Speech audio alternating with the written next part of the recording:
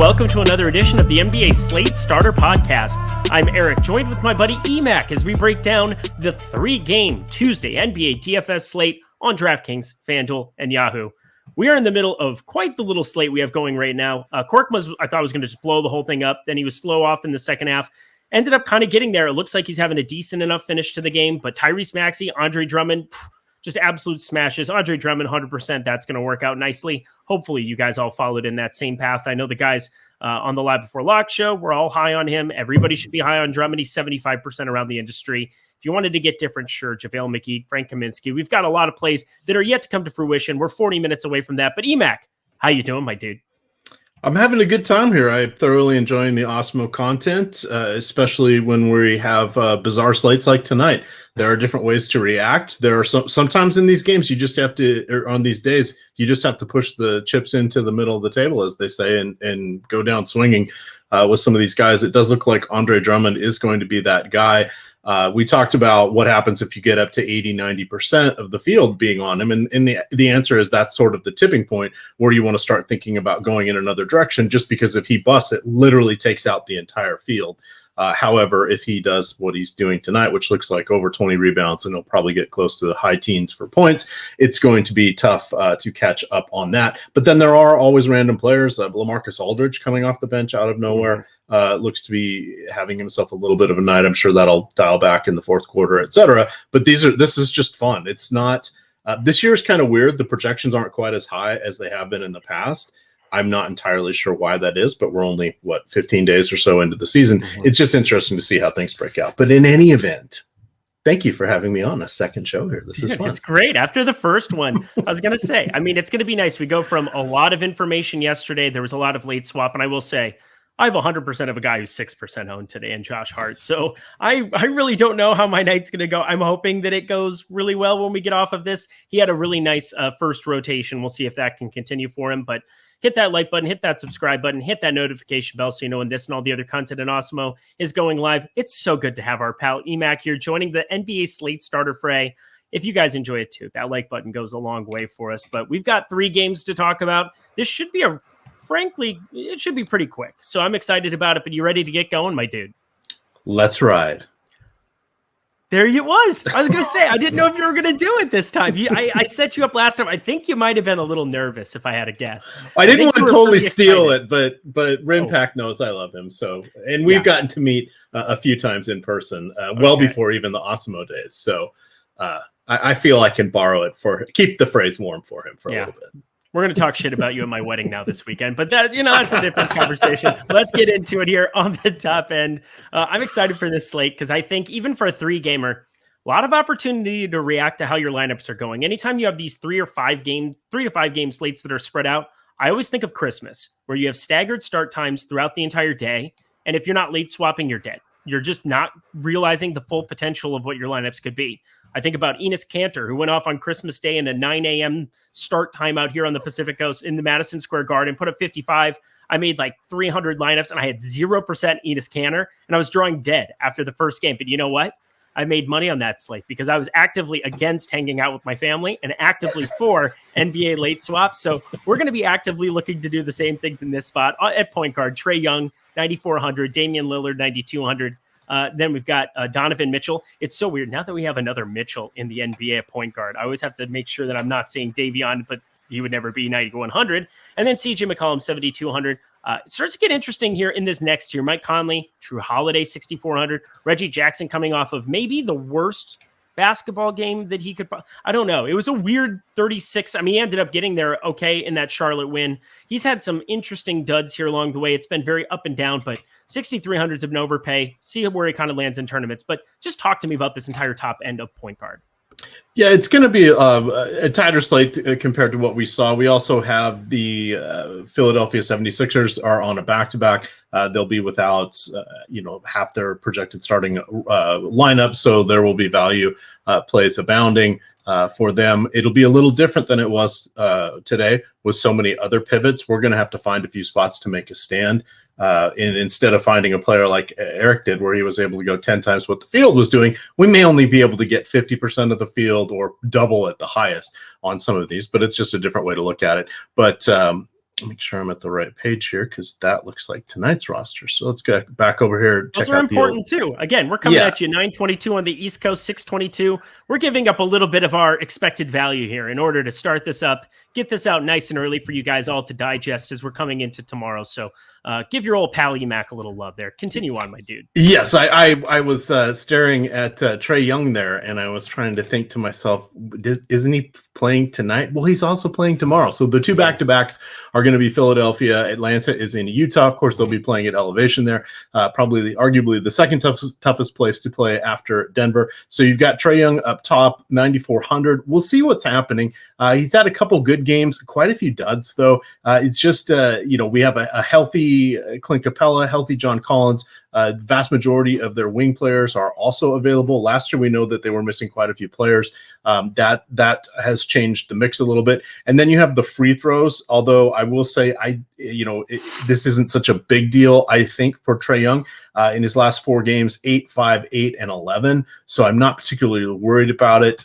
He's young. He'll figure out a way to do this. He's still going to be doing a lot of driving where we may not see James Harden do that nearly as much to make up for not being able to get those funky free throw fouls calls at the 3-point line. But I think Mitchell becomes rather interesting. We should see Mike Conley back in the mix here since this is no longer a back-to-back situation. That could temper expectations just a touch for him.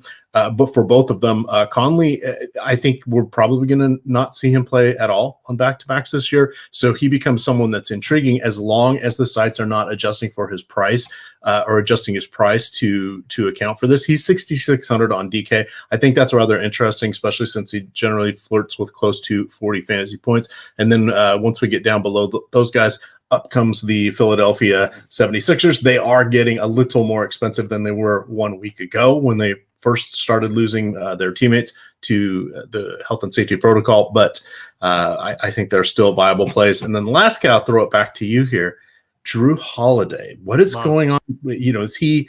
It just doesn't seem like he's all there. The minutes really haven't been there. Of course, they brought him back slowly off the bench. His first game back from injury. His last game he did start. He did play 30 minutes. I mean, does anybody remember that this should be one of the vaunted revenge spots with him back in Philadelphia? I don't think people realize. Was that before DFS? That almost feels like that was before DFS. Dude, Drew Holiday's been good everywhere. Then they're New Orleans. I mean, he's just a very, very good basketball player. I will say the talk of this entire slate, and it shouldn't surprise anybody, is going to be Philadelphia once again.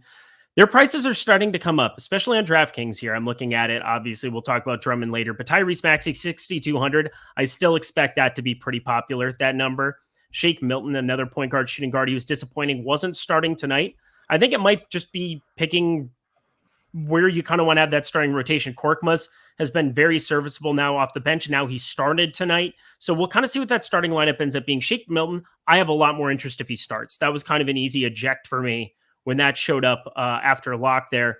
Paul Reed as well, somebody else that I thought was only viable if he started, ended up not starting as well. So I'm really paying attention to that Sixers starting lineup. It's the first game. We should kind of know all the details about it, but Tyrese Maxey will definitely be there. He will definitely play a lot of minutes, and on a back-to-back here, I don't think it matters. They need bodies, and you're going to continue to have issues with no Embiid, no Harris, no Simmons, no Thibault. So no matter what, that's just kind of the way that it's going to be. But it makes it very interesting. We don't know. There's probably going to be no injury information. John Collins is like my one prospective guy to keep your eye on, where he could end up sitting in this spot. He's playing tonight. He's been questionable a number of times, but otherwise, I don't see any injury news in that late window. So really, it's going to be kind of gauging how much Philadelphia is too much Philadelphia and reacting to how your pieces do in the early game, finding the lineup or two that might have snuck through the cracks that's perfect, that's unblemished, that has the right pieces. And I think Drew Holiday is definitely him and Giannis.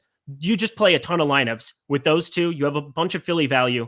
And if that game shoots out, which again, it's pretty blowout proof with Philadelphia, considering they're so shorthanded. So I'm thinking you see big minutes regardless, but I mean, just kind of talk to that, I guess.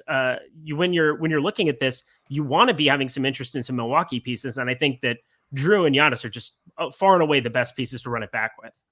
Yeah, because we don't want to bury the lead. Chris Middleton's still out in the health and safety protocol for Milwaukee. Dante DiVincenzo is recovering from foot surgery. You've got Brooke Lopez, who's still out. I believe that is a back issue. So everything not everything. The majority of things have sort of stabilized for them, but they are still playing somewhat shorthanded. Grayson Allen was dealing with the non-COVID related illness. I believe he should be available.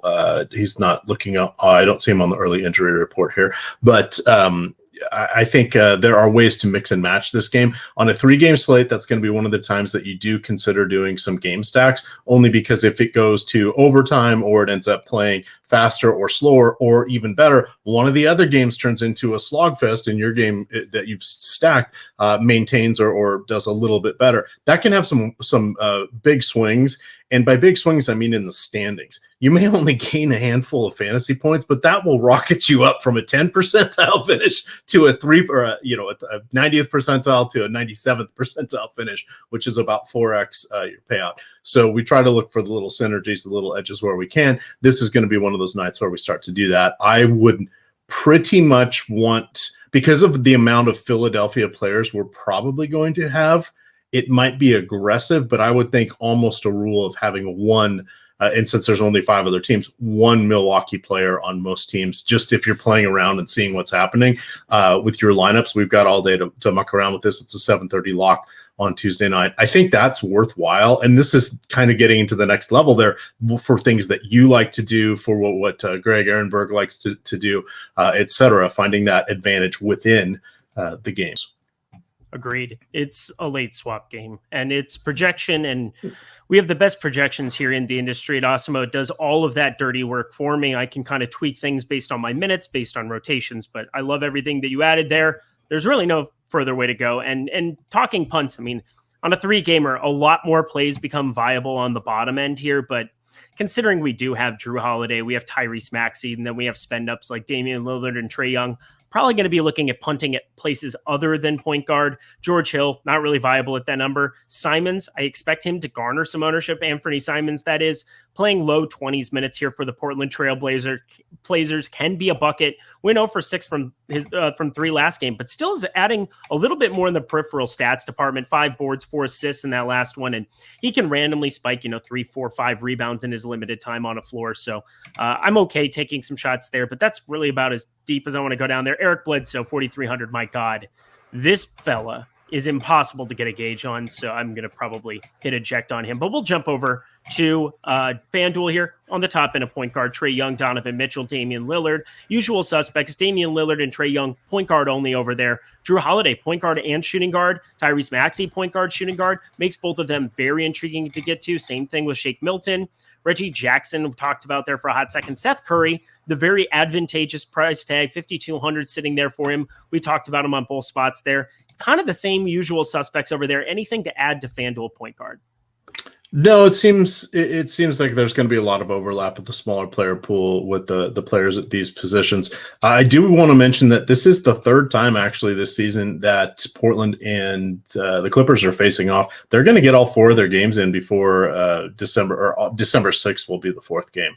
That's kind of interesting to see them happen all before Christmas, especially when the league usually likes to give the interconference rivals something in the last few weeks, or at least the last month, just because it makes for better TV if they change the flex the games, or whoever's making the schedule and picking amongst ESPN and TNT and the NBA network and the free game of the day and all that fun stuff. But that's kind of just a little bizarre that 3 of their first 13 games have been against each other. So it's not normal. I will say that it's definitely not a normal the last thing. 3 years or 2 years and 3 or 2.5 NBA seasons have not been normal, Eric. So. Oh my God. Oh, life. Maybe it's just, chronicles of a future married man over here. I'll talk to you after the show. You'll give me some tips on that life. Things are about to change here, but let's see. Nothing different in that Kings starting lineup for tonight. That's a plus for me. I'm selfishly looking at my lineups here, but to finish out, point guard on Yahoo, Damian Lillard, 41, Trae Young, 41, Drew Holiday, 27. A little bit more overpriced on that side. I'm looking at Tyrese Maxey, $19. We talked about him yesterday.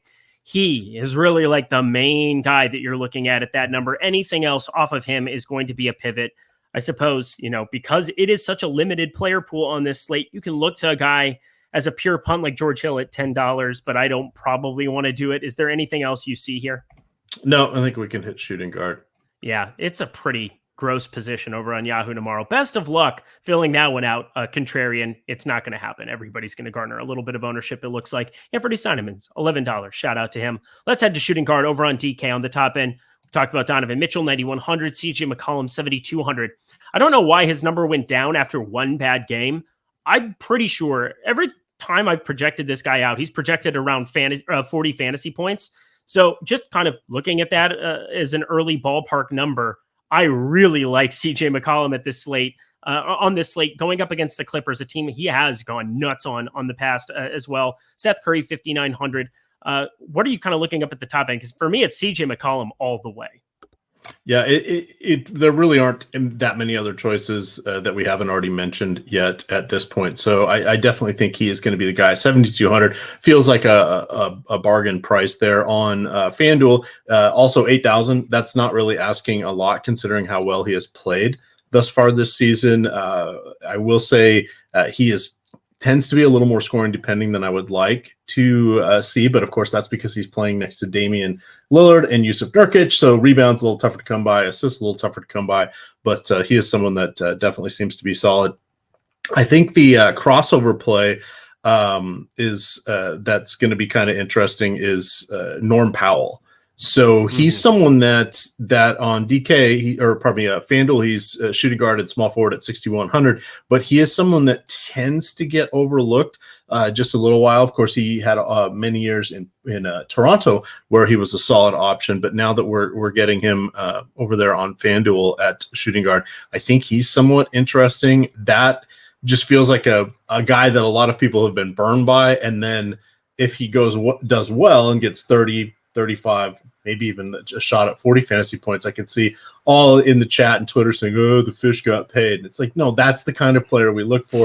He's got those wide error bars on his returns, and those are the players. 0.95 DraftKings points per minute on the season, 0.95 FanDuel as well. Identical numbers there.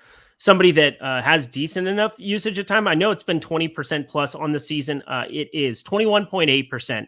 I mean, you're talking about a lot of guys. I mean, Greg Brown, Ben McLemore, we can throw them out the window here. But CJ McCollum and Damian Lillard, both underneath 30% usage on the season, which I find fascinating. That's why CJ McCollum's adding value even at 7,200, is he adds some other counting stats that Damian Lillard doesn't always create. He can assist, but when you're paying up for him, you're paying up for his ceiling. You're rarely getting that kind of a ceiling this season, but it's going to happen eventually. So for me, it's CJ McCollum. And then I do like the Norman Powell play for sure over on FanDuel. Small forward, 5,200 over on DK, and definitely going to be a standout option there. What do you think about this Clippers rotation? So we have that late night hammer, and it seems like it's a rotating door of figuring out. Sometimes it's Nicholas Batum night, then it's Terrence Mann night, then it's Luke Kennard that'll come off the bench and make something happen there for this team. Terrence Mann starting to be a little bit pricier, 5,100 for a guy who has around a 15% usage rate here on the season, but playing 34 minutes last game, 30 minutes the game before that, 4 straight games with 30 plus minutes. He's got a 36 in that box score the last time out, double potential, 17, 10, and 3. Rebound rate, definitely rebounds available coming in that second unit if he does, or, he generally is playing when Paul George is off the floor as well. They obviously play a lot together too, but definitely a better rebounding guard than what I was expecting him to be. Talk to me about this Clippers shooting guard spot. This feels like the ghost of Doc Rivers is coaching this team with Tyronn Lue because of how it is. That's literally what it is. No, I mean, those guys have a couple connections. I can't remember if Tyronn Lue was on his coaching staff or played for him at some point, but I do know that those guys have referenced each other before in some random interview or article that I read. But the interesting thing is we see with Doc, what do we do with Paul Reed? And they're on a back-to-back. We see the Clippers, it's like this mix and match thing out of nowhere, and there's no real certainty once you get past about the seventh man in the rotation. And heck, and I know you follow this one closely because you like Ivica Zubac and Hartenstein, and it's just it's like what do we do? And that's the hard part here, and the nuances where, like we talked yesterday about the Kelly Oubre losing out in the fourth quarter minutes, and then he ended up getting some along and with Caleb Martin, right? And you totally called that one, and I apologize because I was pretty very down actually on that Kelly Oubre call, and holy shit, did he go off? And I that's the thing. There's guys like that. I bring up three favorite players in the league. Yeah, I bring up the random guys to root for. Well, Kelly Oubre, one of the best nicknames that there are known to man. But also Kelly Oubre, a guy that similar to Terrence Ross, if he's going to go out and not make anything, plays 16 minutes, 14 minutes. If he goes out and makes shots, he's going to play 25, 28. So good call by you. I actually have one or two shares in your honor tonight. Not many, but one or two. High upside option.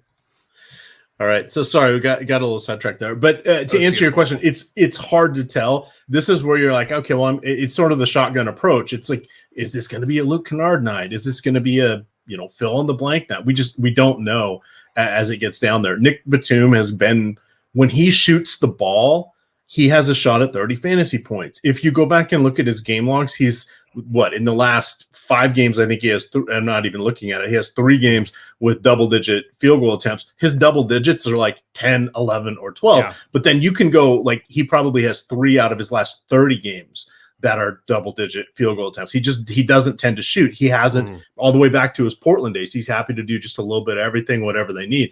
But he's someone that if all of a sudden he's not shooting again like he has been for the last week, we're going to be holding the bag on that one. So there's just a lot of uncertainty there with most of the Clippers, aside from Paul George, who clearly is going to be one of the better plays on any slate where he's on. But I like the way you approach the Clippers and how you are willing to make stands, because they tend to be one of our late swap options playing on the West Coast.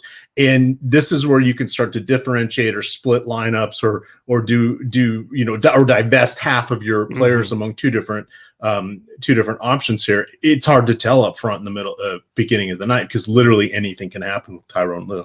Yeah, if I have dead lineups, I'm going to go to Hartenstein, somebody like that, who, if they get extra minutes, they can go out and win it for you. And in the event they don't get there, well, a player like Zubats, who I expect to garner a lot of ownership, a lot of rostership tomorrow, he's probably going to fail. And then you're kind of surpassing those two. Obviously, I'm going to need more than one lineups, but I'm not going to leave 1,500 or whatever the difference between those tags, depending on the site, on the table is. I'm just not going to do something like that. But you got to be willing to embrace some of that variance. And especially, this is a 3-game slate. You got to be embracing it kind of before you even start the slate. So Philly, starting lineup, please get it in early so we can make our decisions on who's going to be popular and who's not. And you can kind of go the other way. I think that's kind of going to cover that over on DK, over on shooting guard for FanDuel here.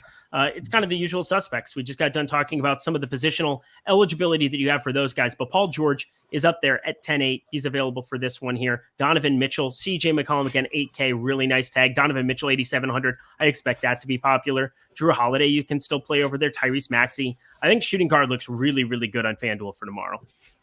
Yeah, I hadn't realized Paul George is shooting guard eligible over. Oh man, this is just when you think you understand fantasy sports, they throw the wrinkle. So he's shooting guard eligible over there. Not that he doesn't sort of play shooting guard. He also plays everything between point guard and power forward.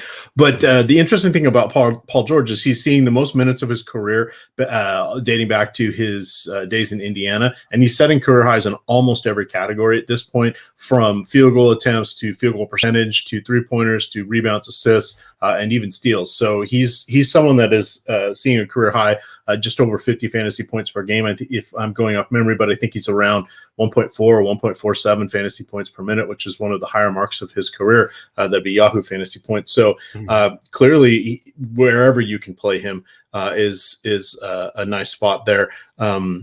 So much overlap on the rest of these guys looking at on the FanDuel side.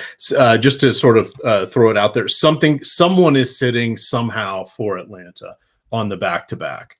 One of the wings, or Hunter's going to stub his toe, or Reddish is going to get a hangnail, or Herter. One of those guys is going to be out, and probably John Collins. So that will be a secondary value place. But with everybody sort of healthy, it's hard to project amongst those guys. But I bet that's where we get some news tomorrow. I think that's a really good call. Yeah, I'm with you. I mean, Collins has been questionable so many slates. It'd be weird to have him be questionable, and then, hey, we're on a back-to-back. You know what? Screw it. Go ahead. Just run yourself into the ground. November 8th? Great idea. November 9th, tomorrow, the day that this is applicable to. I digress. We go on to Yahoo on the top end. Donovan Mitchell, 37. CJ McCollum, 31. Eric Bledsoe, 18. Again, Point guard and shooting guard are brutal over there. They are making you make decisions. I think Seth Curry stands out big time at $17. Super shooting reliant. Terrence Mann also at $15. But anything underneath $15, it's only $10 player availables. And I do not want to roster a single one. So just remove them out of your player pool. Roster everybody $15 or more and fire it up. How about that for some solutions, some problem solving here at 9:42 Eastern time over there. I love that. And just say no to Lemon Pepper Lou. He's even if everybody's hurt, he's not going to play more than 15 minutes. The only game this season he's played more than 14 minutes is the opener where he played 17. That's it. Did you see the Magic City platter for the Atlanta Braves, the World Series platter at the strip club? No, I did not. You need. Is that go on Twitter? Did you see the platter? Is that the thing that everybody has been sharing? Yeah. I didn't realize it was from Lemon Pepper Lou's hangout. That looks so good. That sure ain't B-dubs. I will let you know. Yeah, it's not Buffalo Wild Wings goodness there. Let's jump over to small forward, and then we'll talk a little Yahoo here. Paul George, 10-5 on the top end. Bogdanovich, 5,300 whole. So I haven't gotten to say this for a long time. I love saying punt by default. You are punting that position if you do not play Paul George by default.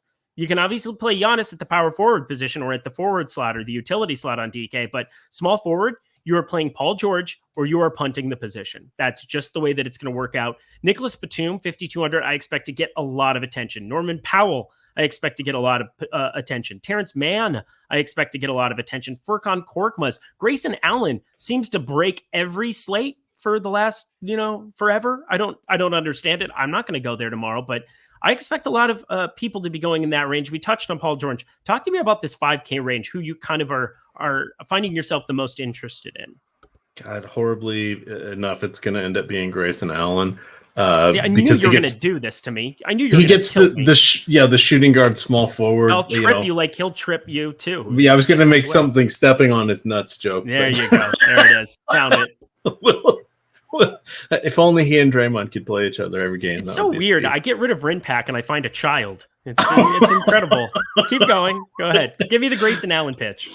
So Grayson Allen continues to start. He gets nice minutes in the rotation where he's not always out there with Giannis. They want him to shoot the ball. Pat Connaughton's happy to play and not shoot the ball for whatever reason or take some random threes. I thought he would be the guy who was stepping up. Even dating back to his Portland days, he's someone that I always kind of liked coming off the bench just because he was willing to shoot three-pointers. And at those late night slates and near minimum salary, he was always, had some upside potential there. We're just not seeing that. I thought Grayson Allen would be doing what Pat Connaughton's doing right now and vice versa. So it's now not just a trend. This is the baseline. Grayson Allen, dare I say, I don't know he's someone we can trust, but he's someone we kind of need to go to on this 3-game slate. And it seems he has a role carved out, particularly with Lopez out and Middleton still out, et cetera. At some point, we're going to be laughing like, oh, remember when Grayson Allen used to be a thing? He's not going to be a thing once those guys are back. But in the meantime, he is for now. So he'd probably be the guy. I tend to have irrational love towards Furkan Korkmaz because it's fun to say Furky from Turkey, but that's not the best reason to play players. So going for alliteration, who would have thunk? I would actually. Yeah. I was going to say, if you guys don't know, this guy writes a zillion articles. I thought I worked pretty hard, and then I got to know Emac a little bit. We DM back and forth when I first started, by the way. Thank you. I felt like the new kid in school, and you made me so happy. But I will say, the guy, literally, I don't know how you have enough time between another job, between writing articles, between running marathons with your wife. I don't understand how you find time for it all. It's walking half marathons occasionally while she does them every weekend. But you're making everything's on your phone. Yeah. The above all is true. I did that when we were doing I'm wearing my shirt from Alaska that I got when we did the Anchorage half marathon. There was a guy in the comments section yesterday who was like, I don't like your asides. Just give me the fantasy news. He's going to hate this episode. He's still just fast forward now and then get to the end of the story because that's probably what'll happen. No, this is the fun part though. You guys, what we're doing on these shows is we're teaching you how to read the slate, how to look at things cold, and how to also gain the skills that you're going to need to read the sub slates where there's not a ton of articles for, or even the late slates where, again, there's not a ton of content for. And that's something that's very important, because two things are going to happen. One, you get the benefit of all of that. And then two, everything goes out the window in the last 40 minutes before tip-off, because we're in the middle of a global pandemic. And even when we weren't, there's always injury news. Now there's more resting. The maintenance resting has become an actual thing where even the fans don't seem to get mad about it now. I only buy a ticket this many times a year. It's just like, you can kind of guess when somebody's probably going to rest. I mean, it sucks if you don't get to see LeBron or whatever stars coming through your town, but that just kind of, it is what it is these days. So that is something that is a valuable thing, because if you, get the Awesemo tools, because they update them so quickly. You can run them through your various processes or your optimizers or whatever you want, and have immediate results of what's going to happen off these changes. But if it's the late slates or the sub slates, you need to know how to read these things and understand what's going to happen. It's not like, we're savants and watch all, and are all knowing or anything like that. We've just seen these well, you might be. I, on the other hand, have seen these situations play out countless times since this is year 32 for me of fantasy basketball.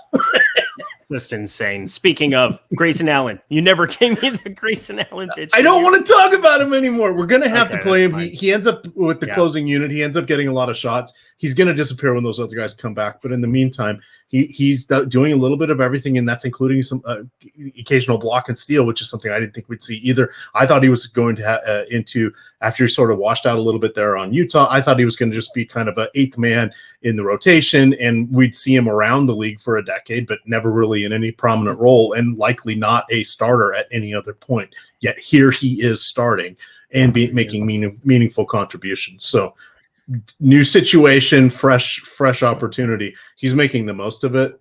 I guess we strike while the iron's hot. I think so too. Going over to FanDuel here on the top end again, we talked through that mid-range. If you want to play a guy like DeAndre Hunter, he's going to start more than likely, or Cam Reddish, 3,800. Watch for news. Again, Atlanta, definitely contender on a back-to-back here, or maybe you rest a guy or two, because they have, 48 guys in the rotation. So that makes it a little bit complex to figure out exactly what to do. But on FanDuel, Giannis, small forward eligible.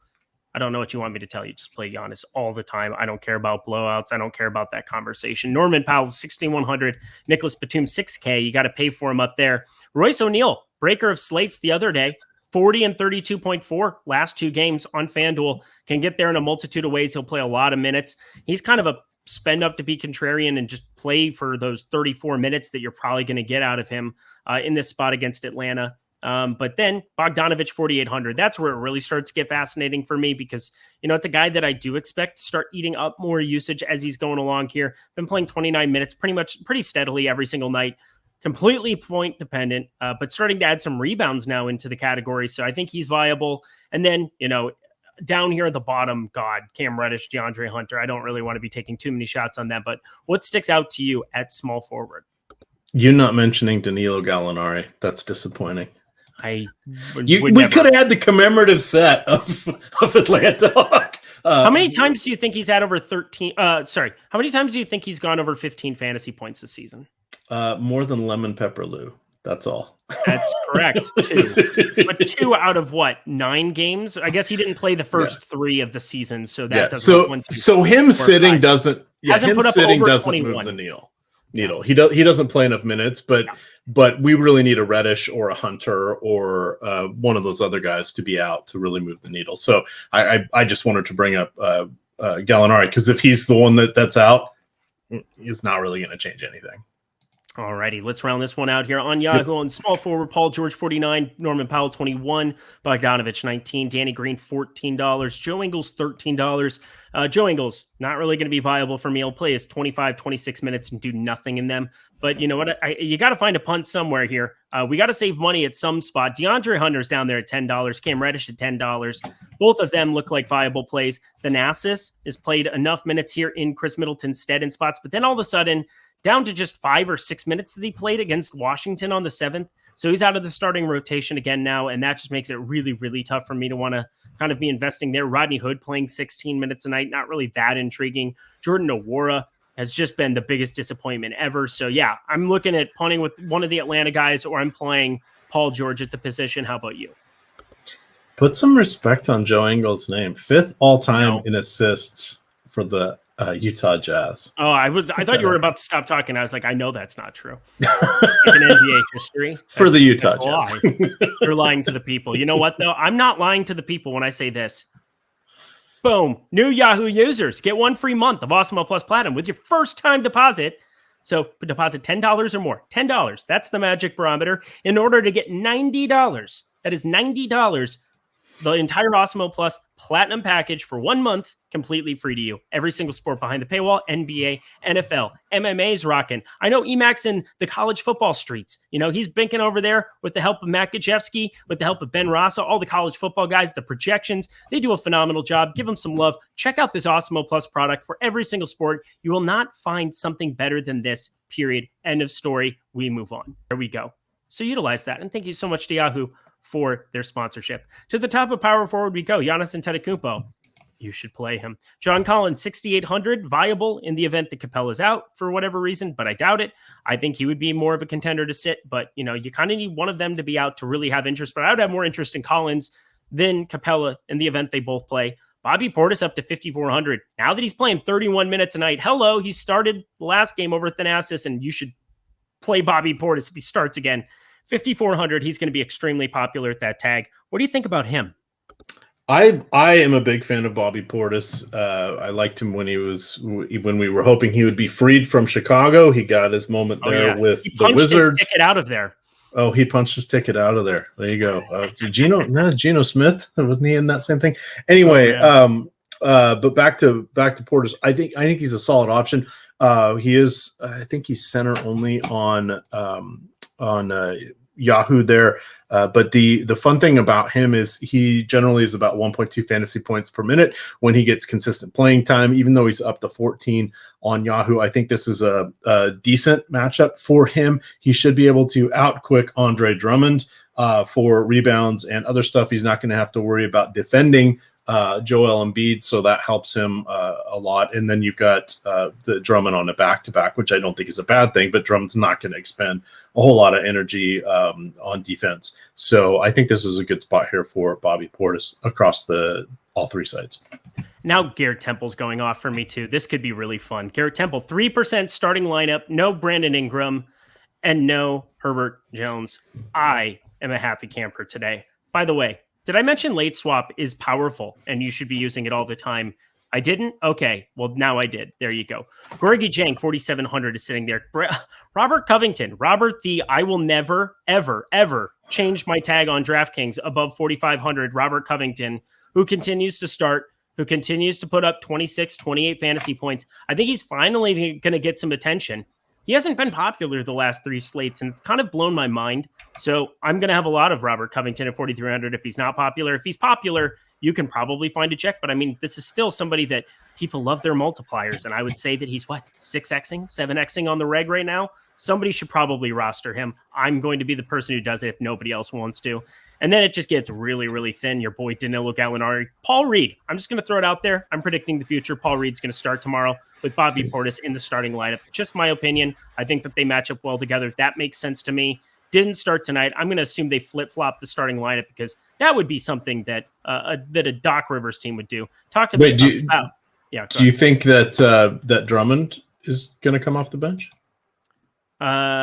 Drummond will start. I think they'll start alongside each other. Gotcha. I mean, Paul Reed started alongside him there. I think it's probably, if I had to guess, Danny Green will be at the 3. I think Korkmaz won't start tomorrow. I think he'll come off the bench tomorrow, especially based on some of the closing lineup stuff. Tyrese Maxey, I think Shake Milton might actually be a contender to sneak. No, it'll be Seth Curry. What am I talking about?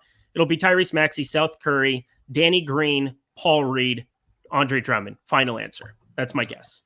All right. And I like Paul Reed. I'm glad you kind of brought him up here. He only played 5 minutes tonight. There's no way he doesn't triple that tomorrow. Yeah. You're absolutely right. It's a Doc Rivers thing.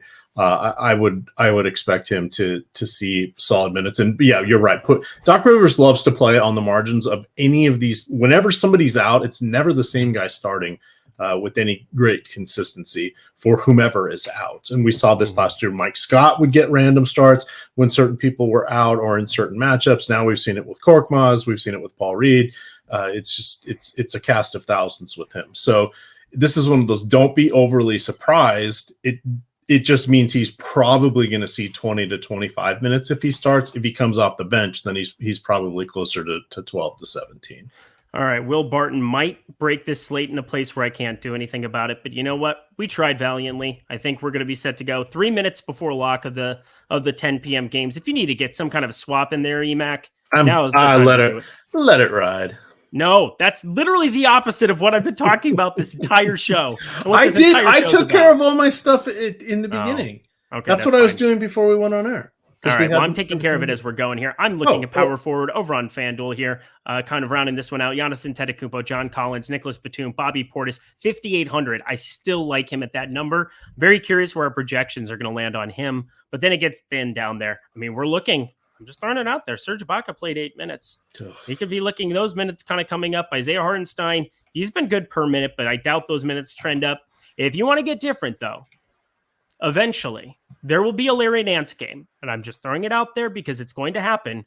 We saw in 17 minutes, 25.9. In Cleveland, he was always the guy where it was just like, please give him minutes. He could produce. With the Lakers, when he had all the garbage time in the world, he could produce on a per-minute basis. And now I just kind of expect in Portland, eventually in 17, 18 minutes, especially on a 3-game slate, I think he's viable. He'll probably be under 10%. I will be over the field on that. How does that sound?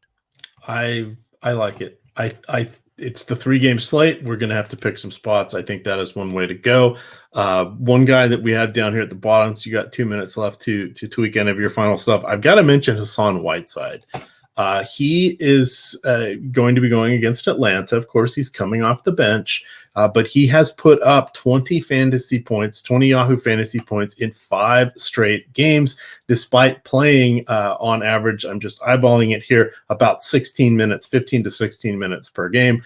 He has coming off of 12 and 10. Prior to that, 6 and 8. These are points and rebounds, 2 and 7, but he got 3 blocks that game. So he still ended up with 20.4 fantasy points, 9 and 12, 4 and 9. These are some solid numbers here. He is just $11. The one tricky part about Yahoo is you can play 2 centers, but you have to burn your utility spot to do so.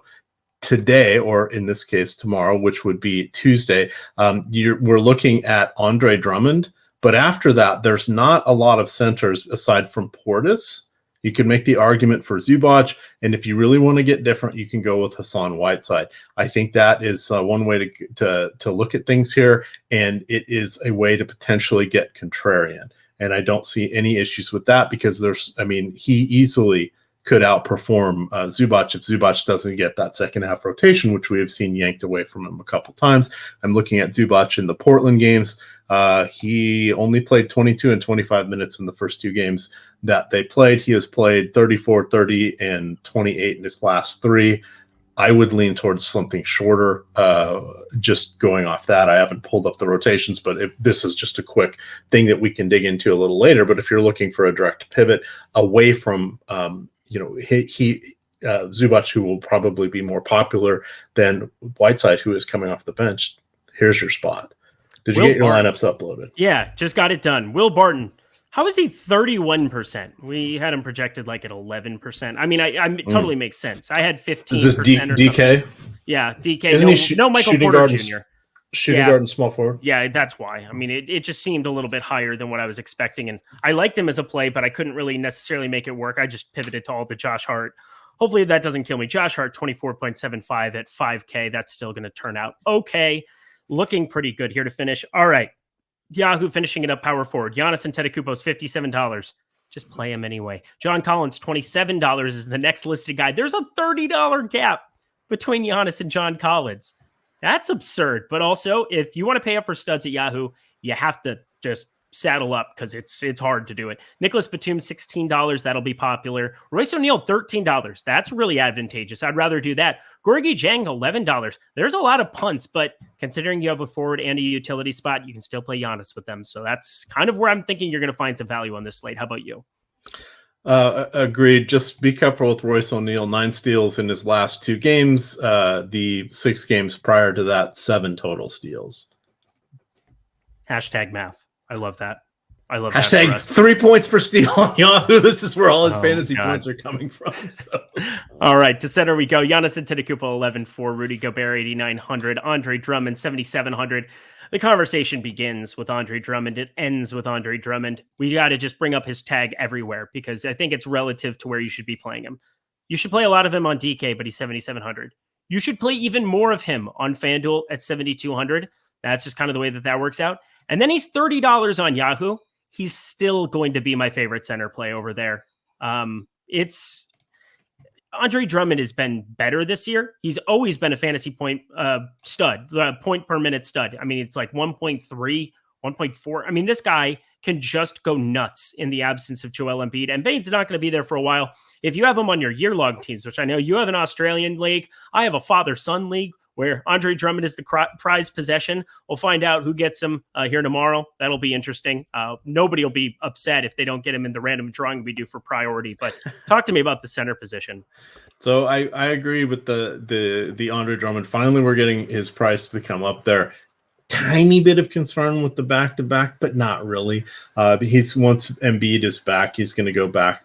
He's going to return to playing second fiddle there. And to your point, each of the last 5 seasons, he's averaged over 1.35 fantasy or Yahoo fantasy points per minute. And pretty close to 1.4. I was looking that up today just out of curiosity. Of course, he did, prior to moving over to Cleveland, led the league in rebounds per game, 5 out of 6 years. And the 1 year he didn't, I actually think it was Hassan Whiteside that ended up barely getting him, and that was on a per game average. He still had the most total rebounds. Because Whiteside played in a few less games. So Andre Drummond is just in a phenomenal spot. He is not a bad player. The NBA just passed him by. That's all it really was. He'd be worthless in the playoffs. The other thing that for everybody that was thinking Andre Drummond's old and dusty, and oh my God, he's having this monster comeback. He's barely 2 years older than Embiid. Yeah, it's kind of insane. Play Andre Drummond tomorrow. Yeah. How about that for some facts? Zubats up to 5,300. We're still going to see some rostership going his way, coming off of 36 and 33. If he's popular, I'm gone. Boom, bust tool here at Awesemo. Use it, utilize it. It's your friend. No way around it. Paul Reed, 3,300. Again, if I'm right about that, that's going to be somebody you can play. Of course, you can play power forward Covington. You can play Paul Reed. You can also play Larry Nance. I think all 3 of them viable, even if you're moving to center. But Gobert, Drummond, Nurkic, all of them have crazy ceilings. Capella, if you get no Collins. I mean, Nurkic just got done putting up 46 fantasy points in 22 minutes in a drumming of the Lakers. That's the kind of stuff that he can do. He's not going to play over 30 minutes. It seems like they're just limiting his minutes at this point in time, but somebody that you still want to get some exposure to. Over on FanDuel Center, same conversation. Gobert 9K, but Drummond 7,200, Nurkic 6,900. You can only roster one center, but it's going to be very hard to get away from Andre Drummond. Is there somebody that you would prioritize in the event that you just were hell-bent on not playing Drummond tomorrow? I think it would be Rudy Gobert. And I say that hesitantly because I'm trying to remember how he and Capella do battle. I'd have to go look that up because I'm half leaning towards Capella there. I would probably take the discount or the ownership discount on whomever is doing that if I'm trying to find the raw points. As I did mention before, I don't mind going with Hassan Whiteside as an extreme differentiation play on the sites not named FanDuel, where you can play 2 centers. And then I was incorrect. Drummond is 5 months older than Embiid. See, I was going to say, I knew that he was I knew it was slightly like it was within the year. I wanted to say 6 months also, and then I second guessed myself. You didn't lie because you said that it was within 2 years of him, and it is. Yeah. It's just 5 months. So there you go. Hashtag facts, hashtag math. Here we go. Rudy Gobert, $35 on Yahoo. Fantastic tag.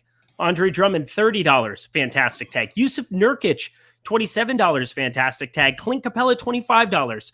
This is the story of Yahoo, and we've said it multiple times. Centers just tend to be a little bit underappreciated there. Oh, my God. Bobby Portis, $14. Ivica Zubac, $16. Now we're having a conversation. Now we're in the conversation of Andre Drummond. You're like, I obviously think he's my favorite center play, but he will be everybody's favorite center play. You can play 2, but Bobby Portis, if he starts, hard not to like 30-plus minutes of that stud. Completely agree. And that's I'll be writing up the DFS building blocks article. I'd put a more of a Yahoo spin on it because they cross promote it and actually post it on the Yahoo Fantasy page over on their site. Not to fear, there's still some DK information in there, and it's the DFS building blocks article. The key thing about that is we need a shelf life. So I'm going to be putting in players that may not be the best players as we get news coming in throughout the day, but A, they will be still excellent plays, and B, I've been writing things up in the bottom section, talking about the different ways that injuries may break and how we can take advantage of those as the discount dandies tend to appear. So definitely want to check that out. It's a 5-minute read, but again, we always are trying to teach you something there. So I want to make sure you're getting something valuable. It may not be the play this guy that you really, really want, but you're going to get a couple core plays out of it, and there's going to be something to file away for later. Again, because looking at these sub slates and these late slates, there's not a lot of information out there for them, and that is where the edge resides these days in daily fantasy sports. I'm happy to be the play this guy. I'll just tell you who to play in spots, but I promise it's going to be better if you teach a man to fish. I don't want to just catch your fish for a day. I want to teach you to fish. And that's what Emac's here doing. That's what I'm here doing. I want somebody else to clean the fish, though. That's true. Had to do that too many times as a kid. That's just not fun. Lake life, Minnesota. I remember the days. I loved them, but I hated that. I hate hunting, all that stuff. I get it if you like it, if that's your thing. I think meat is delicious. Fish is delicious. Just don't make me clean it. Emac, hey, we're done with another show here. You and I would make a 3-game slate 50 minutes, but you know what? That's just kind of the way that we operate. Any final words for the people? Did you like crappies when you were in Minnesota? Oh, crappies. Walleye, delicious. Walleye is the go-to fish. Let us know in the comment section below what your favorite fish is, because that'll be a normal thing to look back fondly at when we're going through the time portal, and 20 years from now in YouTube plus or YouTube Red, whatever the heck it is, whatever they have as the new iteration of YouTube, they're like, would you like to keep your video? And I'm like, oh, I want to keep this one. And then I realized I was asking people their favorite fish in the comment section. Pretty absurd. But either way, he's Emac. He's the absolute best. Thank you so much for being back here. I'm Eric. I'm the absolute most average. We'll see you later.